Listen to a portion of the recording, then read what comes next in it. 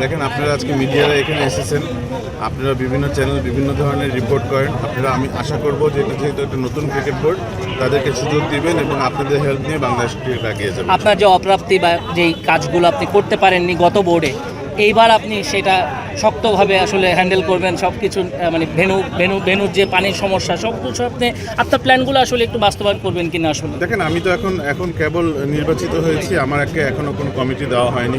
Not necessarily আমি যে কমিটিতে ছিলাম সেই কমিটিতেই দেওয়া হবে। আমাদের প্রেসিডেন্ট ইলেক্টেড হয়েছে তামিম ইকবাল। সো উনি যেভাবে করে ডিসাইড করবেন যে আমাকে যে কমিটিতে, সেই কমিটিতে আমি আমার 100% দিয়ে পারফর্ম করার চেষ্টা করব। ভেনুগুলোকে তারা তো ক্রিকেট উন্নয়নে কাজ করতে চান সব সময়, তো এখন তো মানে আমরা তো 8 মাসের মধ্যে দ্বিতীয় নির্বাচন দেখলাম, এখন তো স্টেবল থাকবে ইনশাল্লাহ। ইনশাল্লাহ দোয়া করবেন। 4 বছরের জন্য সিলেক্টেড হয়েছে এবং আমরা ইলেক্টেড হয়ে যদি ভালো কাজ করতে পারি তাহলে এটা আমাদের একটা ভালো স্টেপ হবে। আমরা এক্সপেক্ট করবো যে যেভাবে লোকজন জড়ো হয়েছে, এভাবে করে আপনারা সবাই আমাদের সাথে থাকবেন। যেভাবে করে আমাদের লক্ষ্য থাকবে ক্রিকেট আগে নিয়ে যাওয়ার জন্য, সেভাবে করে আপনাদেরও লক্ষ্য সেটাই হওয়া উচিত। আমি মনে করি যে পজিটিভভাবে যদি চলি তখনই বাংলাদেশ ক্রিকেটের ভালো হবে। নতুন বোর্ড অস্ট্রেলিয়া সিরিজটা সুষ্ঠুভাবে আয়োজিত হবে কিনা, বা আপনারা কি রেজাল্ট প্রত্যাশা করছেন বাংলাদেশ দলের থেকে? দেখেন, অবশ্যই আমরা চাইবো যে সুষ্ঠুভাবে ইলেকশন হোক, সুষ্ঠুভাবে সিরিজটা হোক। অবভিয়াসলি ওটা আমাদের জন্য অনেক বড় একটা সিরিজ। আপনারা অলরেডি স্কোয়াড দেখেছেন, সব কিছু দেখেছেন।